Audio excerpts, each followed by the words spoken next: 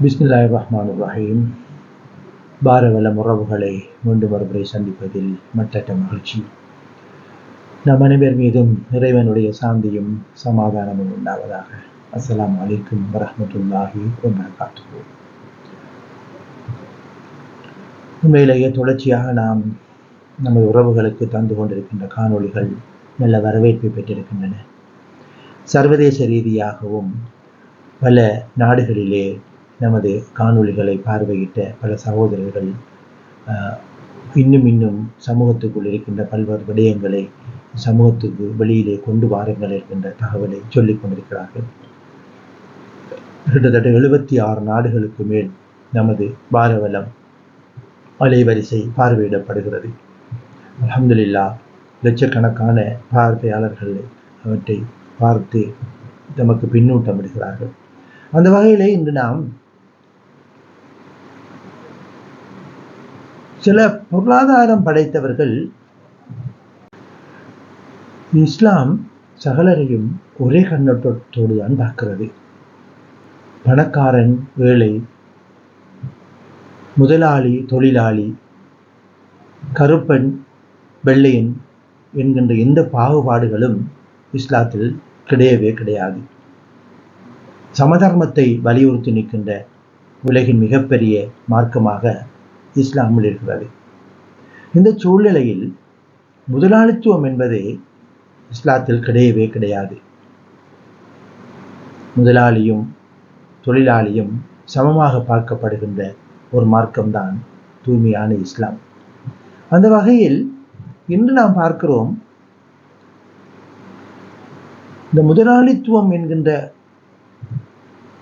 ஒரு விடயம் மேலோங்கி நிற்பதை அவதானிக்கக்கூடியதாக இருக்கிறது.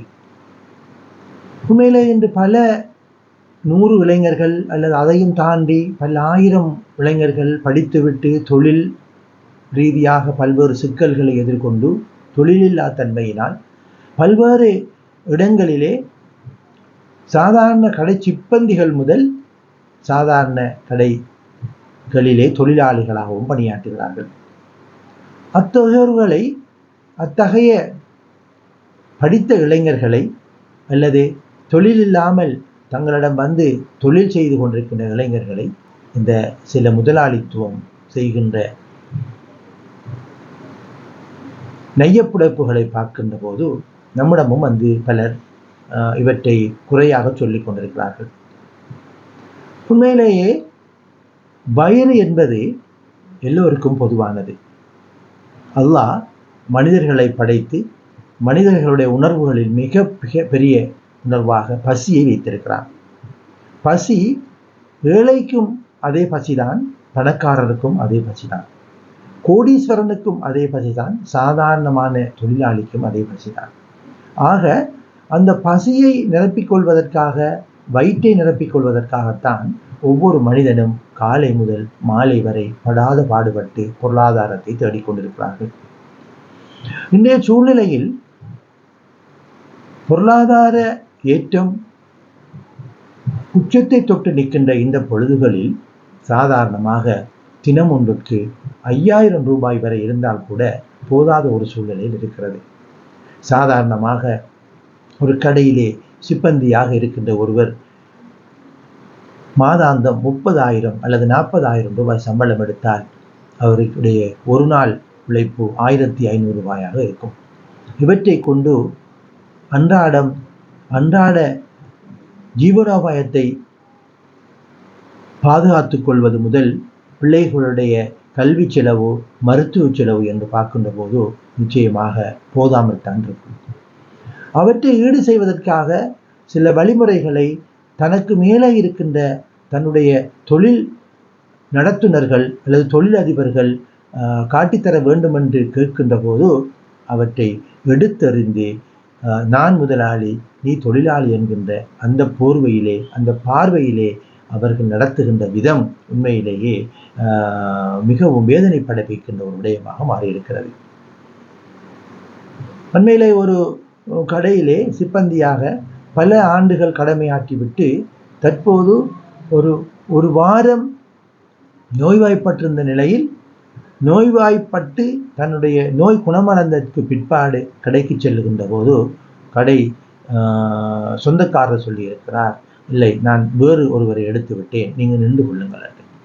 இப்போது அந்த குறிப்பிட்ட நபர் தொழிலுக்காக இங்கே செல்வது, தனக்கு கீழே 2-3 பிள்ளைகள், அவர்களுடைய கல்வி செலவு, அவர்களுடைய ஏனைய தேவைகள், அவர்களுடைய ஜீவனோபாயம், இவற்றையெல்லாம் அதற்குள் தான் அவர் சமாளித்துக் கொண்டிருந்தார்.